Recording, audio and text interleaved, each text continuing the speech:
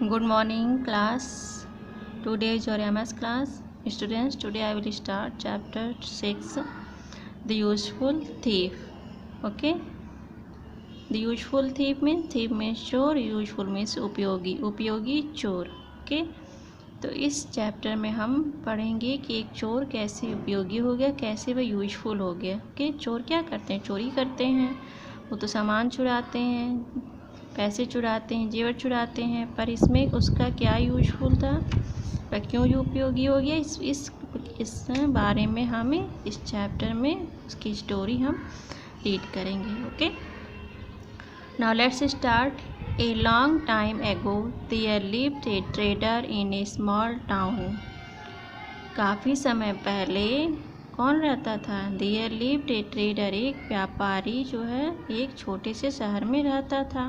He was a middle-aged man. वह middle-aged man था. middle-aged means अधेड़ means जो ना तो यंग हो ना तो ओल्ड हो, मतलब जो ना बूढ़ा हो ना जवान हो, काफ़ी बीच की एज का जो होता है उसे हम क्या कहते हैं?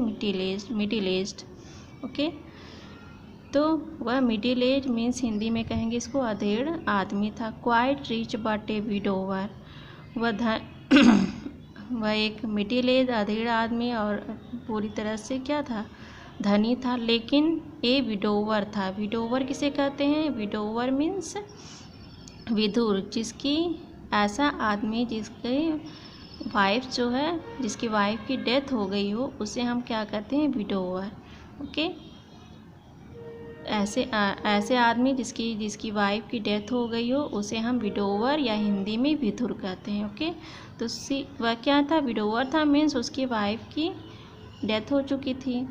He wanted to get married again. वह दोबारा शादी करना चाहता था. But since he was not a young man anymore, चूँकि वह अब ज़्यादा यंग नहीं था, वह ज़्यादा अब जवान नहीं रह गया था.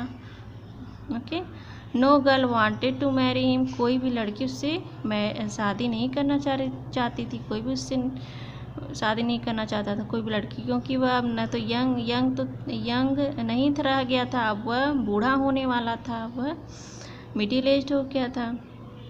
आफ्टर ए लॉन्ग टाइम, काफ़ी समय बाद, ही finally got married to a young girl. अंत में उसे एक लड़की शादी करने के लिए मिल गई. काफ़ी समय बाद, काफ़ी खोजने के बाद उसे एक लड़की शादी करने के लिए मिल गई. This girls father was a poor man. इस लड़की के जो पिता थे वो बहुत ही गरीब आदमी थे, बहुत ही पुअर मैन थे. And trader paid him a good sum of money to get his daughter married to him. और जो व्यापारी था उसने जो है अच्छा पैसा जो है पेड किया था, मतलब अच्छा पैसा दिया था उस लड़की के फादर को. ओके, किस लिए दिया था? To get his daughter married to him. उससे अपनी लड़की की शादी करवाने के लिए उसने जो गरीब फादर था, जो पुअर मैन था, उसको अच्छा पैसा दिया था शादी करवाने के लिए, ताकि वह अपनी लड़की से उससे शादी करवा दे. ओके, इसके लिए क्योंकि वह पूरा गरीब था और उसके पास इतने पैसे नहीं थे कि वह अपनी बेटी की शादी करवा सके, इसलिए उसने जो है इनसे शादी करवा दी. और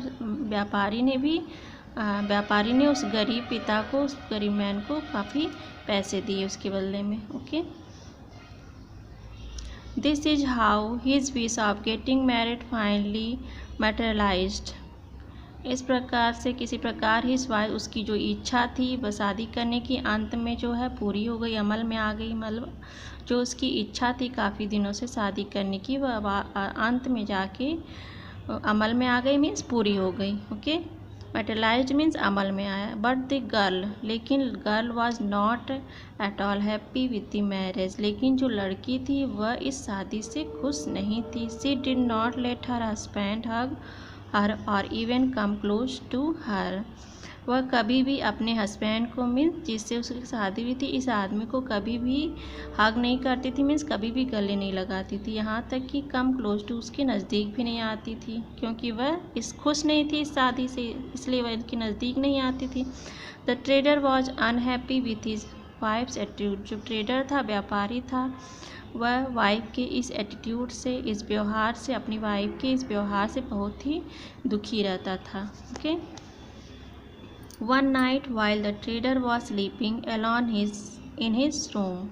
एक रात जब व्यापारी जो है अकेले कमरे में सोया हुआ था, his wife rush to him, उसकी जो वाइफ थी वो दौड़ते हुए, रश्ड मीन्स दौड़ते हुए उसके पास आई, and held him tightly in her arms, और उसे जोरों से पकड़ लिया अपनी भुजाओं से, अपने हाथों से, भुजाओं से। आर्म मीन्स क्या होता है? भुजा। अपनी भुजाओं में जोरों से पकड़ लिया। ही noticed that she was trembling with fear. उसने नोटिस किया, किसने नोटिस किया? जो ये आदमी था उसने नोटिस किया कि वह डर से काँप रही है। जब वह उसके पास आई और उसने उसको पकड़ लिया तो वह उसने सोचा कि, तब उसने देखा कि वह डर से काँप रही थी। जस्ट देन, तभी the trader Sai thief standing in the doorway. तभी जो व्यापारी ने देखा, जो व्यापारी था उसने देखा कि दरवाजे पर जो है एक चोर खड़ा, कि उसने एक चोर को खड़े हुए दरवाजे पर देखा।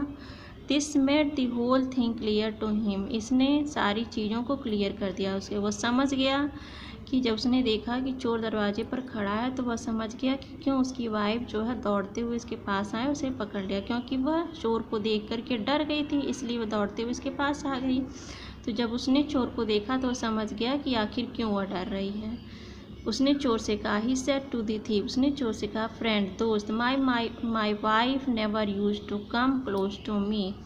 मेरी वाइफ जो है, मेरी पत्नी जो है कभी भी मेरे पास नहीं आया करती थी, बट टुडे, लेकिन आज, फॉर फियर ऑफ यू, आपके डर की वजह से, सी हैज एम्ब्रेस्ड मी, उसने मुझे गले लगा लिया। एम्ब्रेस्ड मीन्स गले लगा लिया। I am grateful to you, मैं आपके लिए बहुत कृतज्ञ हूँ, मतलब मैं आपको, I am grateful to you, मैं आपके लिए बहुत ही एहसानमंद हूँ।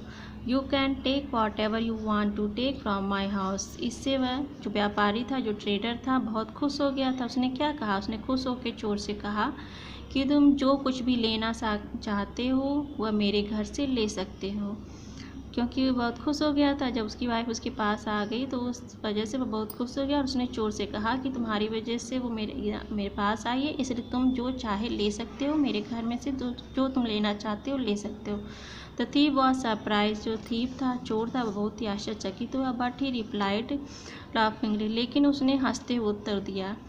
जब उसने सुना, जो व्यापारी ने उससे कहा कि तुम्हारी वजह से मेरी वाइफ मेरे पास आई, तुम जो चाहे ले सकते हो, तो वह हंसने लगा। ठीक है, उसने हंसते हुए उत्तर दिया, sir, I don't want to take anything from your house. श्रीमान, मैं आपके घर से कुछ भी नहीं लेना चाहता। उसने क्या कहा? मैं आपके घर से कुछ भी नहीं लेना चाहता, बट इन फ्यूचर, लेकिन फ्यूचर में, if your wife does not want to come near you, अगर आपकी पत्नी आपके पास नहीं आती है, I will surely come here, मैं निश्चय ही आऊँगा। उसने क्या कहा? अगर वह नहीं आती है आपके पास, मैं निश्चय ही यहाँ आऊँगा। सेइंग दिस, इतना कह कर द थीफ वेंट अवे, जो चोर था वो चला गया। फ्रॉम दैट डे, उस दिन से, ऑनवर्ड द ट्रेडर्स, उस दिन के बाद से, the traders wife was always loving and caring towards her husband. जो ट्रेडर की वाइफ थी, जो व्यापारी था, उसकी जो पत्नी थी, हमेशा जो है, हमेशा लविंग एंड केयरिंग, उसके प्रति, अपने हस्बैंड के प्रति लविंग और केयरिंग, मतलब उसका ध्यान देती थी और उसे प्यार करती थी। जो उस दिन की, उस घटना के बाद से, उस दिन के बाद से जो है उसके हस्बैंड उसके केयर करने लगी थी और लव करने लगी थी। Okay, so the students, the chapter is finished. You will read this chapter properly. Okay, bye, thank you.